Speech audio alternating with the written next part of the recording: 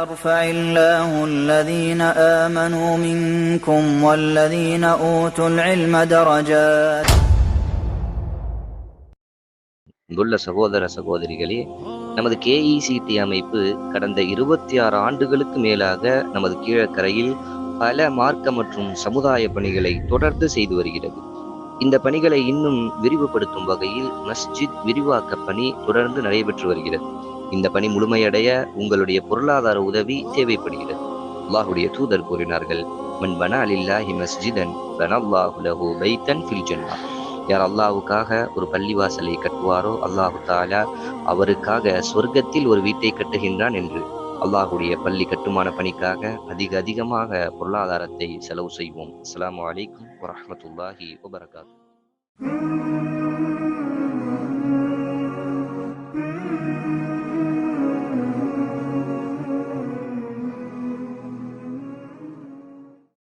அஸ்ஸலாமு அலைக்கும் வரஹ்மத்துல்லாஹி வபரகாத்துஹு. இன்னல் ஹம்தலில்லாஹி வஹ்தஹு வஸ்ஸலாத்து வஸ்ஸலாமு அலா மன் லா நபிய பஅத அம்மா பஅத்.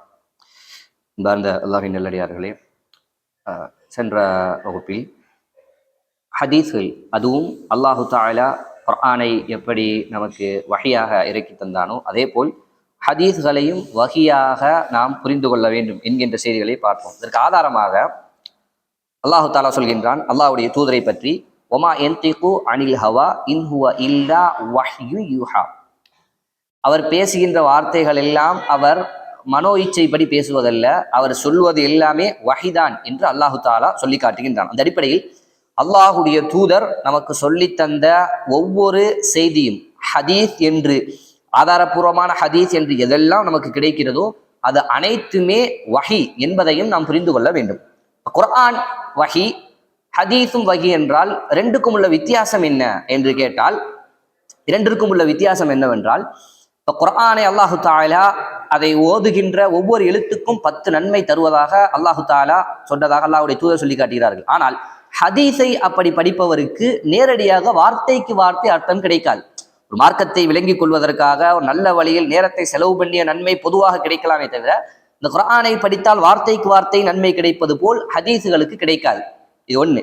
அதே மாதிரி அல்லாஹு தஆலா தொழுகையில் ஓதப்படக்கூடியதாக குர்ஆனை அந்த வஹியை தான் ஆக்கி இருக்கின்றான். ஹதீஸும் வஹிதானே என்று அதை நாம் ஒரு விஷயத்தை, குர்ஆனை அதாவது வஹியை தொழுகையில் ஓதி நம்ம தொழுகையை ஆரம்பிக்கவும் முடியாது என்கின்ற விஷயங்களையும் நாம் தெரிஞ்சு கொள்ள வேண்டும். இதுதான் இந்த ரெண்டு வஹிக்கும் உள்ள வித்தியாசம்.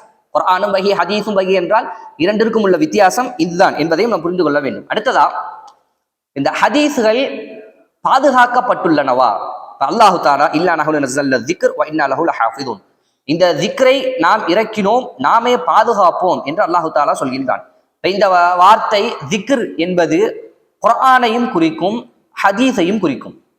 பெரும்பாலும் அல்லாஹு தஆலா குர்ஆனை பாதுகாப்பதற்கு பொறுப்பேற்றுக் கொண்டான். அல்லாஹு தஆலா முழுமையாக குர்ஆனை பாதுகாப்பதற்கு அல்லாஹு தஆலா பொறுப்பேற்றுக் கொண்டான். அதுல யாராலும் எந்த ஒன்றையும் மறுமை வரை நிகழ்த்த முடியாது. ஹதீஸுகளை பாதுகாப்பதற்கும் அல்லாஹு தஆலா பொறுப்பேற்றிருக்கின்றான்.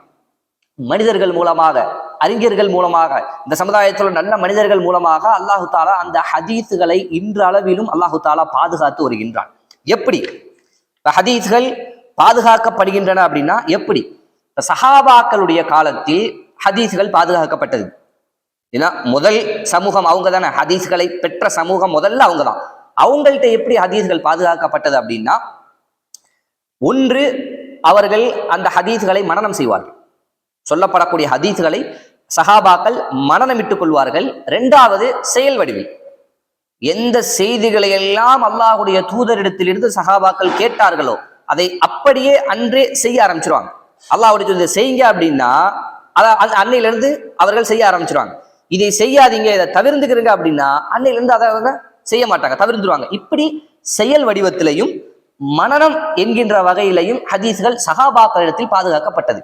இப்ப இந்த மனனம் அடிப்படையில் சஹாபாக்கள்கிட்ட பாதுகாக்கப்பட்டது எப்படி அப்படின்னா, கருத்தாக அல்ல.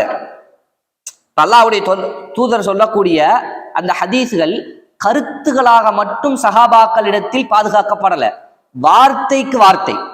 எப்படி அல்லாஹ்வுடைய தூதர் ஒரு செய்தியை சொன்னார்களோ அதை அப்படியே மனனமிட்டு கொண்டார்கள். ஆதாரம் என்ன அப்படின்னா, இப்ப சஹாபாக்கள் ஒரு செய்தியை அறிவிப்பாங்க.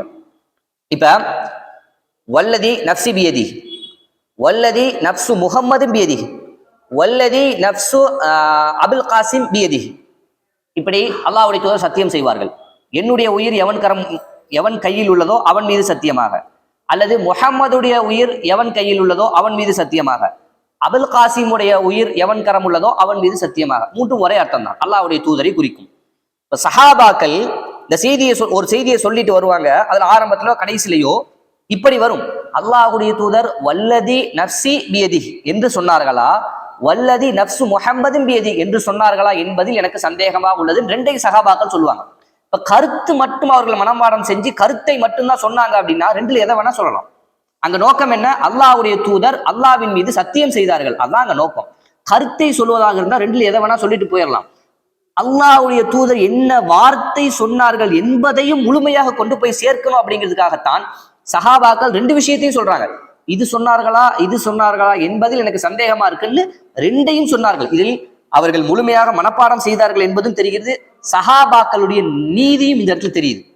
பாருங்க, இது ஒரு சாதாரண விஷயம். அல்லாஹ்வுடைய தூதர் அல்லாஹ்வின் மீது சத்தியம் செய்து ஒரு விஷயத்த சொன்னாங்க அப்படிங்கிற சொல்லி முடிச்சிடலாம்.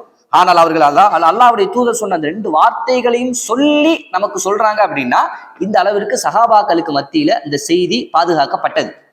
அதே மாதிரி அல்லாஹ்வுடைய தூதர் இதை 2 முறை சொன்னார்களா 3 முறை சொன்னார்களா என்று எனக்கு சந்தேகமா இருக்கு. இப்படி எல்லாம் அந்த வார்த்தைகளில் ஒரு வேளை தனக்கு சரியாக ஞாபகம் இல்லை என்றால் எந்தெந்த விஷயம் இதுவா என்பதை அந்த ரெண்டையும் சஹாபாக்கள் அறிவிக்கக்கூடியவர்களுக்கு சொன்னார்கள் என்பதை பார்க்கிறோம். இப்ப சஹாபாக்களிடத்தில் அல்லாஹ்வுடைய தூதருடைய வார்த்தைகள் முழுமையாக அல்லாஹ்வுடைய தூதர் என்ன வார்த்தையில் ஆரம்பித்து எந்த வார்த்தையில் முடித்தார்களோ அப்படியே சஹாபாக்கள் மனனம் செய்தார்களே தவிர கருத்துக்களை மட்டும் மனனம் செய்யவில்லை என்பதை நம்ம புரிஞ்சு கொள்ள வேண்டும். இன்ஷா அல்லாஹ் வரக்கூடிய நாட்களில் மீதம் இருக்கக்கூடிய விஷயங்களையும் படிக்கக்கூடிய மக்களாக அல்லாஹ் தஆலா நம் அனைவரையும் ஆக்கி அருள் புரிவானாக. வ ஆகிரு தஅவானா அல்ஹம்துலில்லாஹி ரப்பில் ஆலமீன். அஸ்ஸலாமு அலைக்கும் வரஹ்மத்துல்லாஹி வபரகாத்துஹு. يرفع الله الذين آمنوا منكم والذين أوتوا العلم درجات